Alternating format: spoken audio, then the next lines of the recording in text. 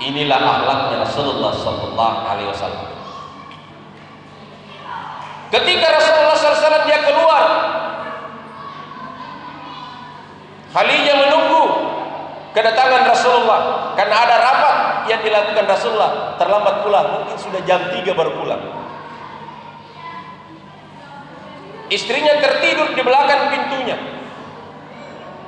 Dia ketuk sampai 3 kali ketuk, tidak terbangun. Akhirnya Rasul ambil serbannya, dia tidur di depan pintunya. Kalau kita 1 kali ketuk dulu, 1 kali ketuk, tidak bangun, berteriak. Kalau mungkin langsung ambil seligis, langsung bongkar itu. Kalau kita, Rasulullah tidak. Ini seorang kepala negara melakukan seperti ini adalah satu contoh bagaimana Rasulullah SAW terhadap istrinya. Inilah keteladanan. Jemaah ulama yang sangat dimuliakan oleh Allah. Setelah umurnya Rasulullah SAW 40 tahun, Rasulullah diangkat menjadi Rasul. Dia bertahanus di Gua Hira. Itu namanya Gua Hira, gua terletak di Bukit Nur, gua yang bercahaya. Disitulah menerima ayat pertama turun kepada Rasulullah. Tepatnya pada 17 Ramadan turun ayat surah Al-Alaq ayat 1 sampai 5, Iqra bismi rabbikal ladzi khalaq. Kenapa bukan langsung perintah salat, puasa, zakat, haji yang turun kepada Rasulullah? Tapi ayat yang pertama turun kepada baginda Rasulullah menetapkan kepada Rasulullah untuk Iqra bismi rabbika. Membaca, ikra, bacalah. Apa yang harus dibaca? Bismi rabbika, menyebut nama Tuhan. Maka yang pertama diwajibkan oleh Allah Subhanahu wa taala sebelum salat adalah zikrullah. Zikir. Dasarnya juga ya ayyuhalladzina amanu zikrullaha zikran katsira. Hai orang-orang yang beriman, berzikirlah kamu kepada Allah dengan zikir yang sebanyak-banyaknya. Makanya apa zikir yang pertama? Zikir yang pertama sebelum manusia ada, zikirnya para malaikat itu subhanallah, maha suci Allah. Zikirnya Nabi Adam alhamdulillah. Jadi subhanallah, alhamdulillah. Setelah itu diciptakan Nabi Nuh, diperintahkan oleh Allah kepada Nabi Nuh menegakkan kalimat la ilaha illallah. Tidak ada yang beriman, termasuk istrinya Nabi Nuh dan anaknya Nabi Nuh yang bernama Kan'an. Tidak ada yang beriman. Yang beriman sama Nabi Nuh hanya orang buta, orang tuli, orang lumpuh, orang bisu, dan orang yang berpenyakit kusta. Akhirnya dunia ini ditenggelamkan oleh Allah Subhanahu wa taala. Yang selamat yang beriman kepada Nabi Nuh, yang ikut di bahtera perahunya Nabi Nuh. Jadi penyakitnya kita yang keturunan secara turun-temurun itu adalah penyakit buta, tuli, lumpuh, bisu, dan itu penyakitnya kita sekarang. Itu hasil peninggalannya umatnya Nabi Nuh, karena itu yang beriman. Orang yang sehat hanya Nabi Nuh yang beriman kepada Allah Subhanahu wa taala. Yang lain tidak ada yang beriman. Dunia ini ditenggelamkan oleh Allah Subhanahu wa taala. Jadi dunia ini pernah ditenggelamkan. Yang selamat hanyalah yang mengucapkan la ilaha illallah. Inilah zikirnya lidah, la ilaha illallah. Tidak bisa ketemu dua bibir, la ilaha illallah. Jadi subhanallah, alhamdulillah, la ilaha illallah. Itu zikirnya la ilaha illallah Nabi Nuh. Bukan diperintahkan salat, puasa, zakat, haji, satu saja diperintahkan menegakkan kalimat la ilaha illallah kepada umatnya Nabi Nuh alaihissalam. Belum disuruh salat, puasa, zakat, haji. Setelah itu perintahkan kepada Nabi Ibrahim alaihissalam. Kenapa sama Nabi Ibrahim tidak ada yang beriman kepada Allah, termasuk ayahandanya Nabi Ibrahim yang bernama Azar? Apa yang disembah? Berhala. Hanya yang beriman kepada Allah hanya Nabi Ibrahim. Nabi Ibrahim diperintahkan oleh Allah Subhanahu wa taala menegakkan kalimat Allahu Akbar. Tidak ada juga yang mau mengatakan yang besar itu adalah Lat Uzza. Karena dia berani Nabi Ibrahim menegakkan kalimat la ilaha illallah, Allahu Akbar. Maka Nabi Ibrahim dibakar hidup-hidup oleh Raja Namrud. Dengan kalimat Allahu Akbar, apinya bukan membakar Nabi Ibrahim, malah api itu menjadi dingin. Yang bisa meredahkan kalau terjadi kebakaran itu adalah takbir Allahu Akbar. Qul ya naru kuni bardan wa salaman ala Ibrahim. Katakanlah hai api, menjadi dinginlah kamu atas keselamatan Nabi Ibrahim. Ini doa kalau hari kita demam, ini doanya. Kita bacakan, kita baca qul ya naru kuni bardan wa salaman ala Ibrahim wa ala. Disebut nama kita atau anak kita, ditiupkan di air, baru kita minumkan, sapukan, insyaallah. Ini doanya Nabi Ibrahim. Jadi subhanallah walhamdulillah wala ilaha illallah wallahu akbar. Sampai kepada Rasulullah sallallahu alaihi wasallam.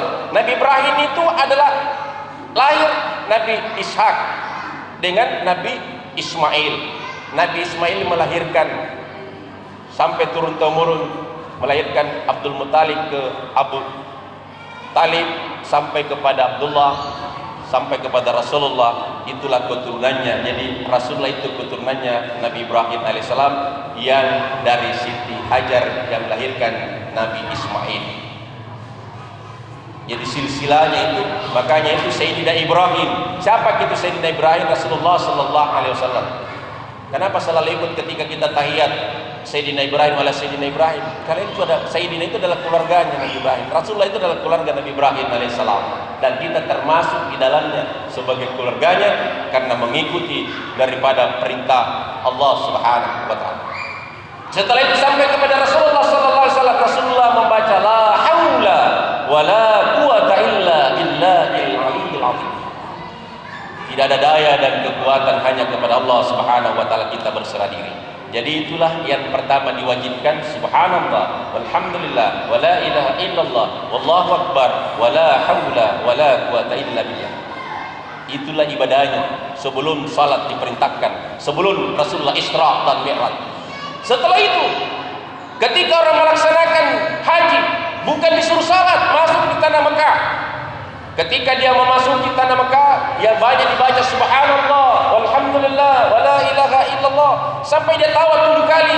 Dan doa yang banyak dibaca adalah doa sapu jagat, doanya Rasulullah, Rabbana atina fid dunya hasanah wa fil akhirati hasanah wa qina azab. Kenapa ini doa harus dibaca pada akhir doa kita? Karena inilah penutup, inilah intinya doa. Kita minta kebaikan di dunia dan kebaikan di akhirat, dan dijauhkan dari azab api neraka. Apalagi kita minta? Itu doanya Nabi Rasulullah sallallahu alaihi wasallam. Jadi doa sapu jaga itu hanya diberikan kepada Rasulullah sallallahu alaihi wasallam. Ketika orang sa'i yang banyak dibaca subhanallah walhamdulillah. Ketika wukuf di padang Arafah itu juga dibaca. Ketika dia melempar bismillah Allahu akbar, kalimat-kalimat kebesaran Allah Subhanahu wa taala. Inilah yang pertama diwajibkan sebelum salat 5 kali sehari semalam. Tetapi inti daripada salat itu adalah zikrullah. Mulai takbiratul ihram sampai kita ruku, sampai kita sujud, sampai kita duduk, semuanya itu adalah zikrullah, mengingat kepada Allah Subhanahu wa taala. Inilah, dan ada 3 yang harus kita jaga di dalam salat. Pertama, ketika angkat takbiratul ihram, ketika kita membaca surah Al-Fatih, iyyaka na'budu wa iyyaka nasta'in, hanya Engkau yang kami sembah dan hanya Engkau yang kami mohon pertolongan. Ini yang harus kita jaga. Dan yang ketiga yang harus kita jaga ketika transaksi antara hamba dengan Allah. Ini tahiyat. Ini tahiyat ini ketika Rasulullah sallallahu alaihi wasallam menerima salat. Ketika Rasulullah menerima salat di Sidratul Muntaha, apakah Rasulullah berdiri? Tidak. Apakah Rasulullah menerima salat dalam keadaan ruku? Juga tidak. Apakah Rasulullah dalam keadaan sujud? Juga tidak. Apakah Rasulullah dalam keadaan duduk? Juga tidak. Bagaimana posisinya Rasulullah ketika menerima salat? Dia posisinya bertahiyat. Apa salamnya Rasulullah? Bukan assalamualaikum, tetapi salamnya Rasulullah kepada Allah Subhanahu wa taala di Sidratul Muntaha adalah at-tayyatul mubarakatus salawatulillah. Dijawab oleh Allah, assalamu alayka ayyuhan nabi wa rahmatullahi wa barakatuh. Lantas dijawab oleh Rasulullah, assalamu alayna wa la ibadillahi sholihin. Dan keselamatan orang pengikutku yang melaksanakan amal-amal saleh, kita lah termasuk di dalamnya. Itulah baru asyhadu an la ilaha illallah wa asyhadu anna muhammadar rasulullah. Inilah yang harus kita jaga di dalam salat. takbir iyyaka na'budu wa iyyaka nasta'in, dan transaksi antara hamba dengan Allah, yaitu ketika bersyahadat atau ketika kita bertahiyat. Inilah inti daripada salat kita, termasuk usullah ibadah salat kita. Kalau takbir kita jaga, iyyaka na'budu wa iyyaka nasta'in kita jaga, dan ketika tahiyat asyhadu la ilaha illallah wa asyhadu anna muhammadar rasulullah kita jaga, insyaallah termasuk usullah ibadah salat kita. Jemaah maulid yang sangat dimuliakan oleh Allah, dan inilah salah satu tatanan sampai akhir Rasulullah SAW ketika detik-detik terakhirnya, ketika Rasulullah SAW wafat, tepatnya pada hari Senin 12 Rabiul Awal, Rasulullah SAW menghadap kepada Allah Subhanahu wa taala. Sebelum dia menghadap, Rasulullah sakit demam. Rasulullah SAW ketika menghadapi sakaratul maut didampingi oleh istrinya, Rasulullah tidur di pangku sama Siti Aisyah, dan yang menjaga pintu adalah Siti Fatimah. Dan ketika itu ada tamu yang datang.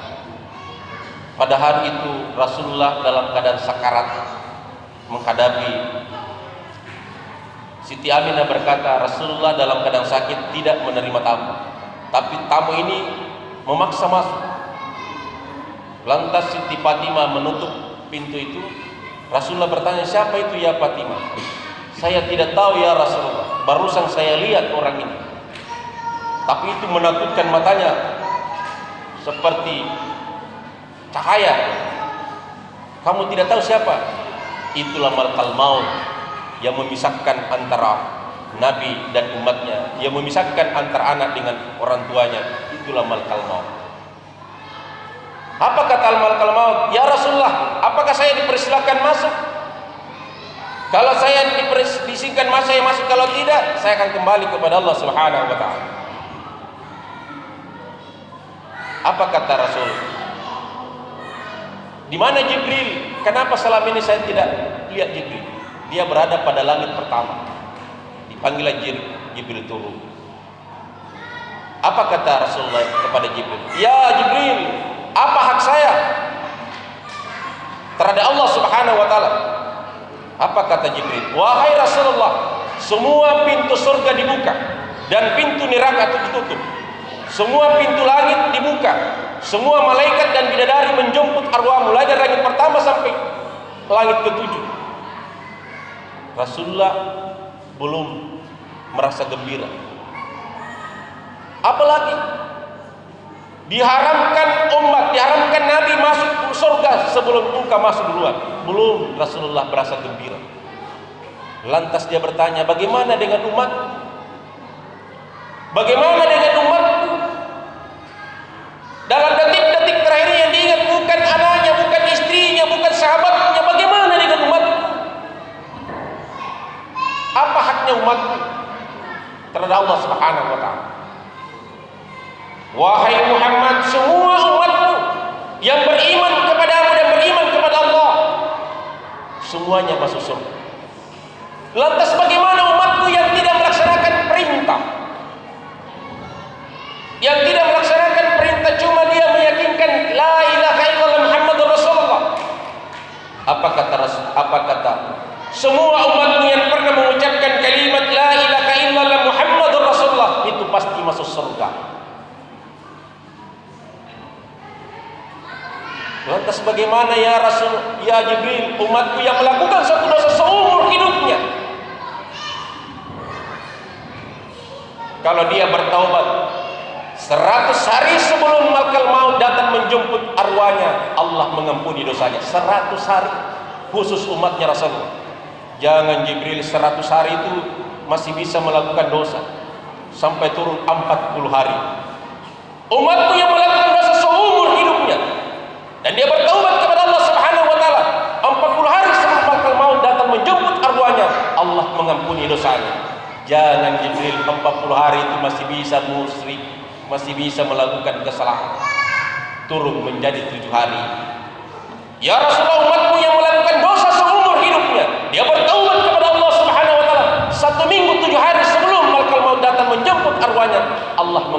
dosa-dosanya. Jangan Jibril 7 hari itu masih lama, turun menjadi 3 hari. 3 hari Rasulullah belum terima, sampai turun menjadi 1 hari belum diterima Rasulullah SAW. Ya Rasulullah, umatmu yang melakukan dosa seumur hidupnya, dia bertaubat kepada Allah Subhanahu wa taala 1 hari sebelum malaikat maut datang menjemput arwahnya, Allah mengampuni dosanya. Jangan Jibril 1 hari itu masih bisa melakukan dosa, setelah itu 2 kali 24 jam, 12 jam. Terakhir dikasih bukan 1 jam, bukan 1 menit. 1 menit masih bisa melakukan dosa. Wahai Rasulullah, umatmu yang melakukan dosa seumur hidupnya, lantas dia bertaubat kepada Allah Subhanahu wa taala sebelum roh belum sampai digerkir di sini, di kerongkongannya, Allah masih menerima taubatnya kepadanya. Belum sampai di sini. Sudah sampai di sini, terlepas masih bisa goyang lidahnya, la ilaha illallah. Makanya ini diberikan. Kenapa ini zikir la ilaha illallah? Karena inilah zikir terakhir. La ilaha illallah. Man qala la ilaha illallah akhir kalami dakhatul jannah. Siapa yang mampu mengucapkan kalimat la ilaha illallah di akhir hidupnya, dakhatul jannah, dia langsung masuk surga. Tapi tidak semudah itu. Kalau orang itu tidak pernah membiasakan lidahnya berzikir, mengucapkan la ilaha illallah, maka diminta. Ada 3 kita minta setiap sujud terakhir dalam salat kita setelah kita membaca subhana rabbiyal a'la wa bihamdi. Salah satu yang tidak bisa diganggu oleh iblis ketika sujud terakhir. Setelah kita baca subhana rabbiyal a'la wa bihamdi itu 3 kali, kita minta kepada, ada 3 yang diminta oleh Rasulullah. Pertama, ya Allah, berikan kami kesehatan jasmani dan kesehatan rohani. Jasmani sehat, rohani sehat. Itu pertama, diminta sehat. Yang kedua, cukupkan rezekiku ya Allah, bukan tambah. Cukup itu mau beli ada, mau kasih kuliah anak, mau D1 S2 ada, itu namanya cukup. Kalau tambah belum cukup, masih kurang. Jadi cukupkan rezekiku ya Allah. Yang ketiga, matikan saya dalam Islam, mampu mengucapkan la ilaha illallah di akhir kehidupan kita. Itulah selalu diminta di setiap sujud terakhir kita. Insya Allah kita tidak akan dicabut roh kita sebelum kita mengucapkan la ilaha illallah Muhammadur Rasulullah. Kenapa? Kita selalu minta kepada Allah, mintalah kepada Allah, Allah akan kabulkan permohonan kita. Lebih kurangnya mohon dimaafkan. Wallahu muwaffiq ila aqwamit thariq. Assalamualaikum warahmatullahi wabarakatuh.